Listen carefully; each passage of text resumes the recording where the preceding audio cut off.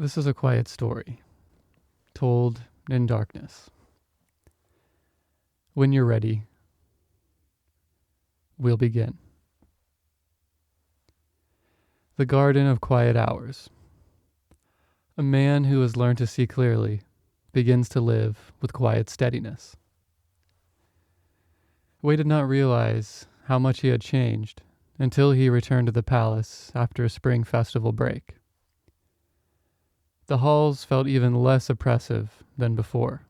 The buzzing chatter of clerks felt slightly less sharp. Even the judgment in people's eyes seemed somehow less aimed at him. But the deeper truth was simpler. Wei no longer aimed as much at himself. His time with Lao Tzu had loosened the coil inside him, but it had not yet dissolved it. It flickered, tightened, relaxed, tightened again. Old habits often do. Yet a new awareness had taken root, subtle but steady, like a small lantern lit in a corner of a darkened room. The man who saw too much of himself. Now, he was assigned to assist a newly arrived advisor named Shen, a man rumored to resolve disputes without raising his voice, a man the ministers respected without understanding. Wei felt both curiosity and the old familiar tension. He reached Shen's office early on the first day, scrolls in hand. The room was simple. Bare walls, a writing table, and a single open window where sunlight fell in a long, quiet streak across the floor. Shen sat there, looking out, as if studying the breeze rather than the view. "You're early," Shen said without turning. Wei bowed. "I wanted to be prepared." Shen finally faced him. His eyes were steady, but not piercing. More like still water than a blade. "You carry yourself as if waiting to be struck," Shen said gently. "No one is striking you." Wei stiffened despite the reassurance. "I'm trying to improve, sir." Shen motioned toward the window. "Sit." Wei sat on the floor, uncertain. Shen said, "Learning is not improvement. Learning is removal." Wei blinked. "Removal of what?" "Everything that blocks your seeing." Shen raised a hand. "Don't grasp for meaning. Look outside. Tell me what you notice." Wei obeyed. The courtyard below was quiet. A gardener swept fallen petals. 2 students practiced calligraphy on slates. A stray cat blinked lazily in the sun. Wei described each element carefully. Shen shook his head. "That is what you observed, not what you noticed." Wei frowned slightly. "What's the difference?" "Observation is what your eyes collect," Shen said. "Noticing is what your being touches." "I noticed the gardener sweeping in rhythm with his breath," Shen said. "I noticed the students adjusting their posture to mimic one another. I noticed the cat not noticing anything at all." Wei exhaled softly. Shen continued. "Everyone in the courtyard is simply being.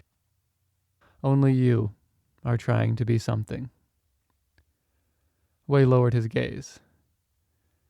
"I fear I'm still too reactive." Shen smiled faintly.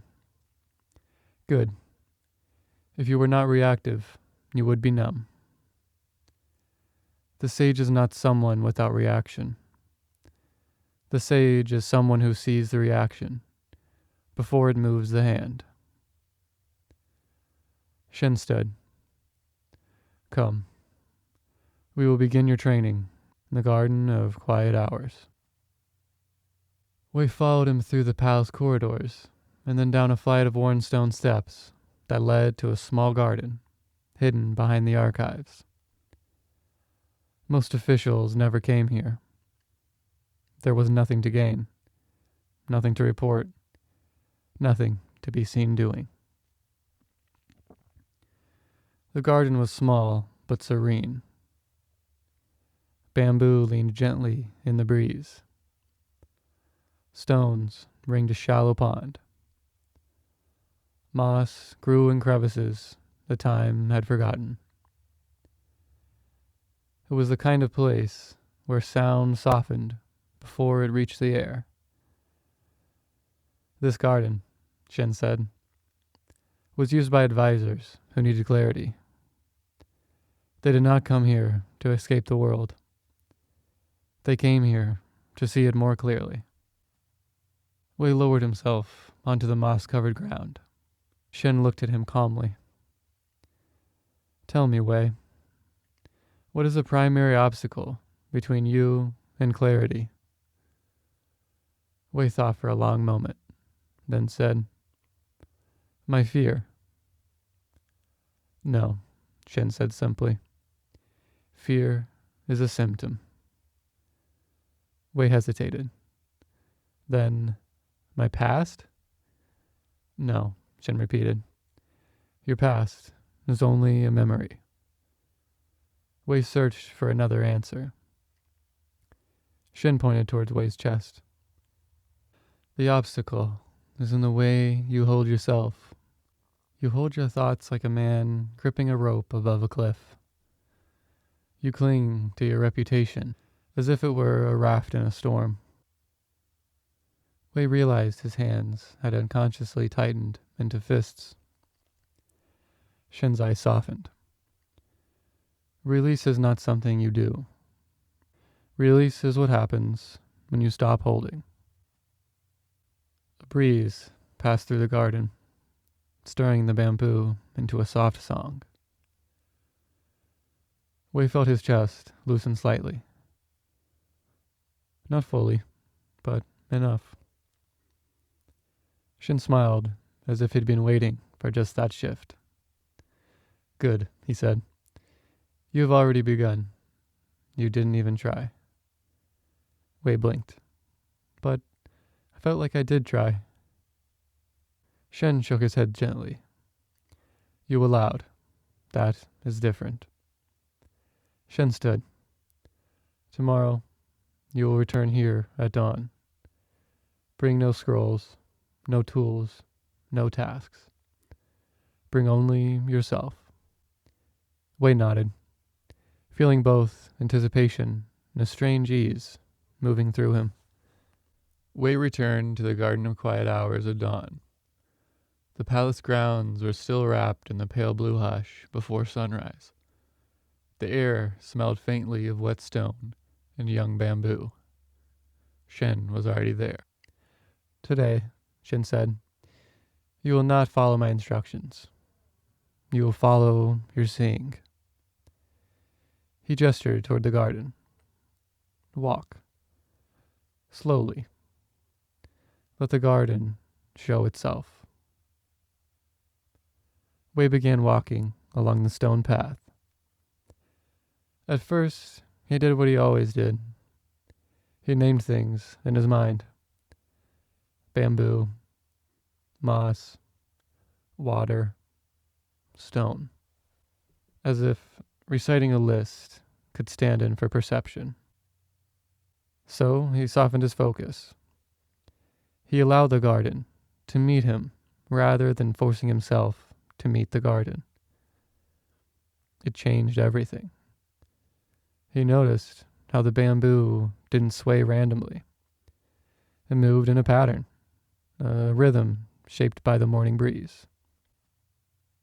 He noticed how the pond reflected the sky in a broken mosaic, shifting with each ripple. He noticed, without reaching. Tell me what has changed in your seeing, Shen said. Wei turned. Before, I was looking at things. Now, it feels like things are arriving on their own. Shen nodded slowly.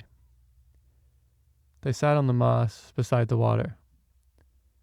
The dragonfly hovered, its wings catching the morning light in a flicker of gold. What did you hear? Shen asked. Wei closed his eyes.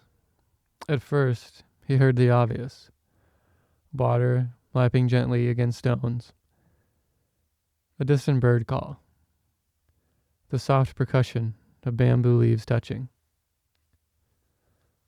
But then, beneath the sounds, he sensed another layer. Something spacious, like the quiet that holds a room together. I hear the silence around the sounds, Wei whispered. After a long silence, Shen stood. Come, there is something more you must see. They walked toward a secluded corridor behind the archives. Shen stopped before a plain wooden door and slid it open. Inside it was a small chamber with tatami mats, unlit lanterns, and no decoration except a single clay bowl placed at the center. Wei stepped inside. The air was still, almost untouched. It felt like entering the interior of a held breath. This is the listening room. Sit. Wei sat before the bowl. Your task is simple, Shen said. Listen to what rises in you. Do nothing with it. Wei closed his eyes. At first, his mind did what minds do. It produced noise. Thoughts about work, thoughts about Shen, random images. A memory of his mother folding cloth. A flash of embarrassment from years ago. A worry about the future. He saw the thoughts not as commands or judgments, but as shapes drifting through a wider field. They came, they went. They arrived without invitation and left without closure. He did not need to follow. He only needed to witness. Finally, Shen said, open your eyes. Wei opened them. The clay bowl sat unchanged, yet something in Wei felt undeniably different, less crowded. Shen stood. Enough for today. Wei walked back into the palace halls. He felt no enlightenment, no grand shift, but his awareness had subtly expanded, like a pond made slightly wider by the night's rain. Wei's training with Shen deepened in the days that followed, not through difficulty, but through subtlety. The day of small storms. One morning, a scribe came rushing into Shen's office, flushed and frantic. Master Shen, there's a conflict in the lower hall. 2 officials fighting over the order of petitions. They're attracting a crowd. It's becoming embarrassing. Shen didn't rise. He didn't react. He simply looked at the trembling scribe. Is it embarrassing, Shen asked, because it is loud, or because others are watching? The scribe blinked, confused. Does it matter? Shen motioned for Wei. Come. They followed the scribe down the hall, where 2 mid-ranking officials argued with escalating fury. Their faces were red, their gestures sharp. One slammed a petition onto a table. The other accused him of negligence. Clerks watched from the edges like nervous birds. Wei felt the old tension in his chest stir, the impulse to shrink back or intervene wrongly. But then Shen stopped a few steps away and said quietly, Wei, what do you see? Wei watched, not with fear, not with analysis, not with the desire to fix, just seeing. He noticed the officials were not actually angry at each other. They were angry at being ignored. He noticed their words were weapons, sharpened only to defend their own sense of importance. He noticed the crowd's attention fed the flames. Wei spoke softly but firmly, the words arriving without effort. You were both fighting not for fairness, but for recognition. If you stop trying to be seen, you can finally see the matter itself. The officials turned, startled. The crowd quieted. A ripple of awareness passed through the group. One official lowered his head. The other deflated. The storm collapsed from its own weight. Shen gave Wei a small nod, a nod that said, not approval, but acknowledgement. As they walked back, Shen said, You were beginning to perceive the root, rather than the branches. Wei felt a warm steadiness in his chest. Not pride. Clarity. The lesson of the wind-cut rock. Later that morning, Shen led Wei outside the palace to a narrow walkway built along the city wall. It overlooked miles of wheat fields and distant mountains, fading into morning haze. Shen pointed to an odd stone embedded in the wall, smooth on one side, jagged on the other. A century of wind shaped this rock, Shen said. Do you know what the wind teaches? Wei examined the stone. Persistence? Shen shook his head. No. The wind teaches relationship. Hardness breaks. Softness shapes. Wei let that sink in. For a sage, Shen continued, wisdom is not about force. It's about position. A small shift in how you meet the world changes everything. Wei considered his own life. How he had always met situations with tension, with fear, with the instinct to protect himself. What position should I hold then? He asked quietly. Shen turned his gaze toward the fields. One that lets the world move through you without distortion, like wind passing through tall grass. Wei imagined that.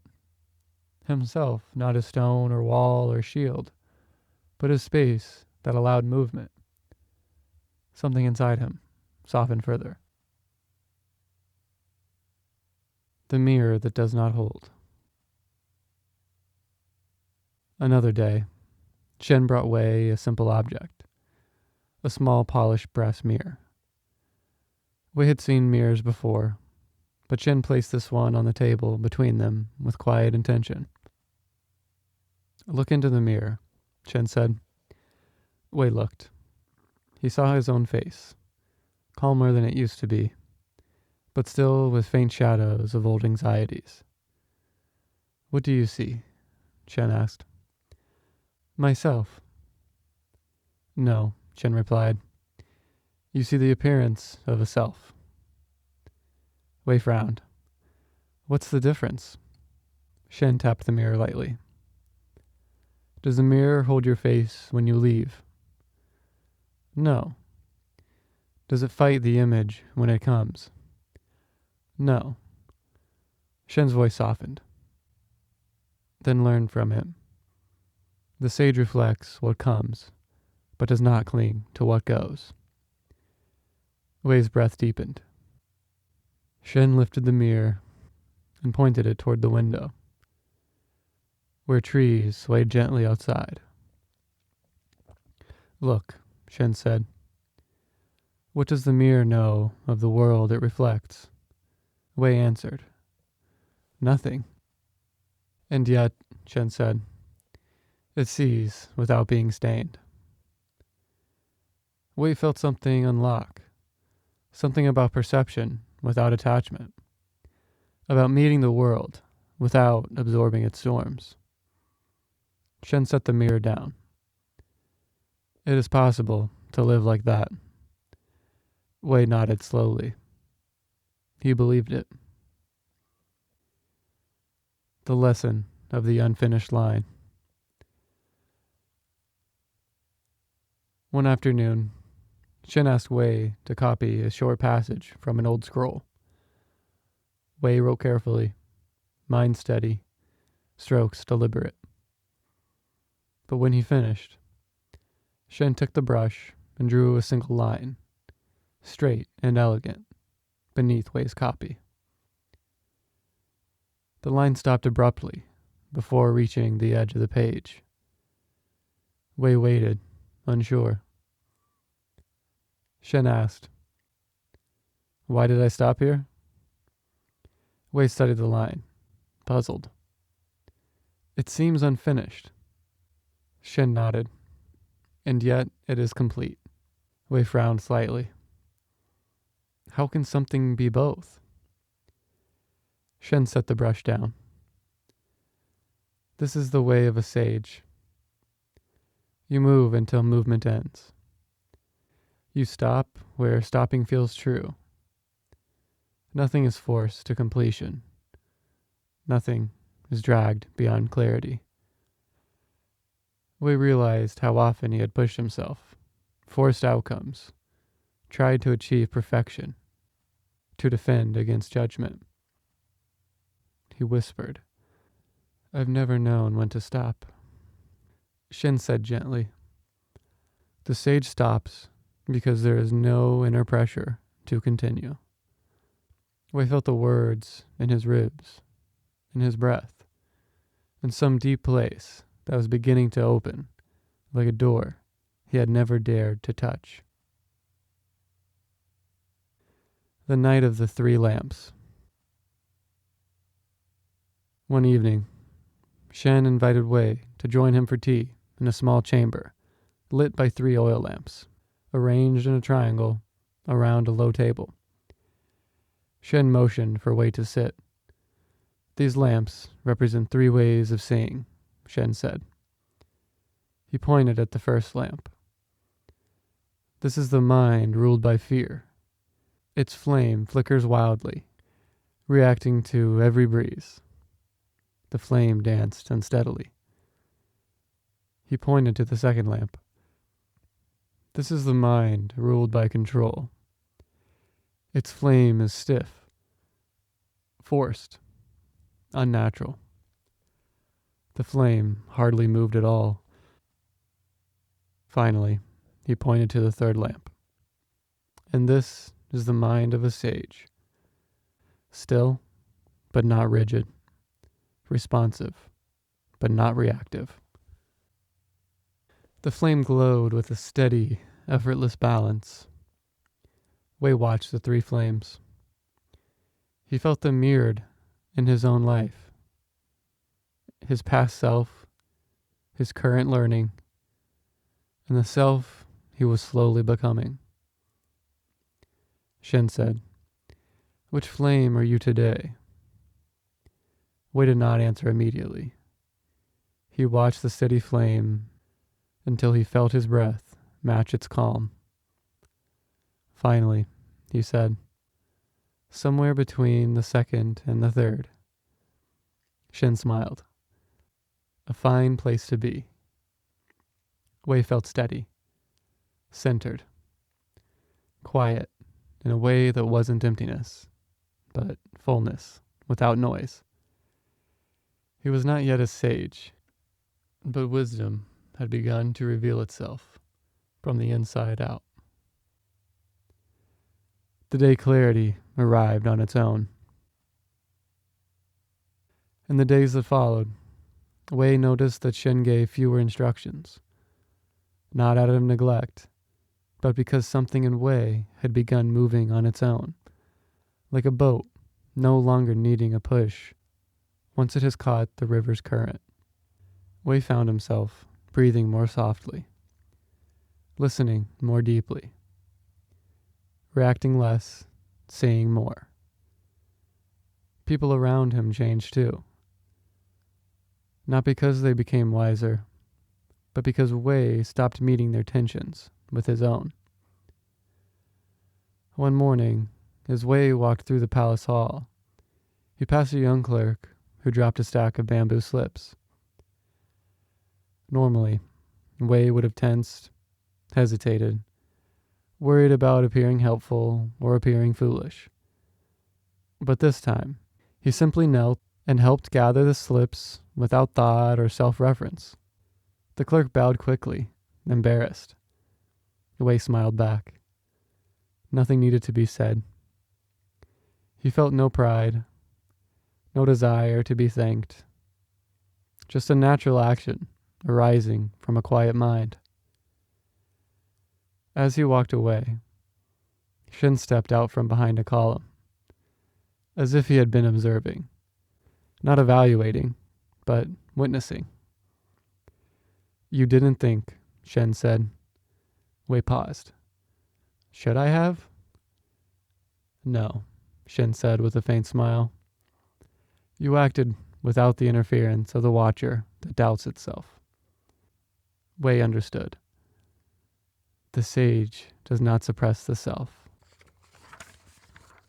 The sage simply stops giving the self-command of the moment.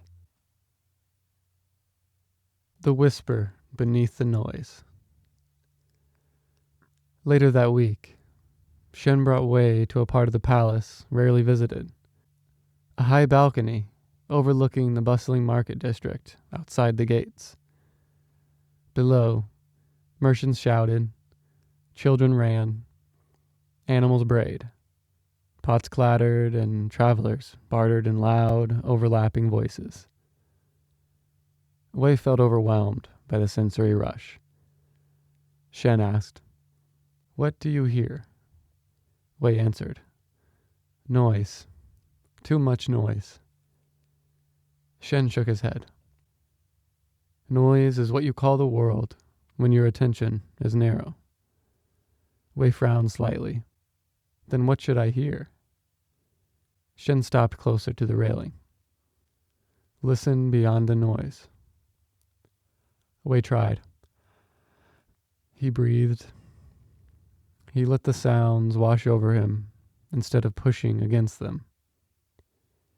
And slowly, very slowly, he began to distinguish patterns.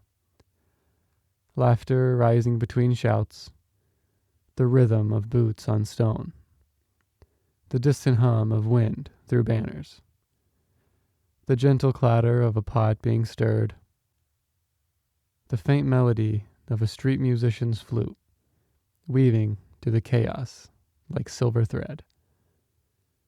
Wei opened his eyes wider. "I hear layers," Wei said. "Depths I didn't notice before."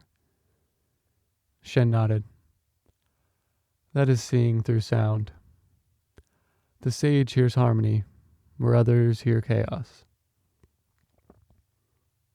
Wei realized the noise had been overwhelming only because he had placed himself at the center of it. When he let go, the world arranged itself effortlessly. The lesson of the empty step. On another morning, Shen brought Wei to a long corridor paved with uneven bricks. They walked it slowly. "Feel your steps," Shen said. Wei walked, paying attention. He felt the pressure of each foot, the subtle sway of balance.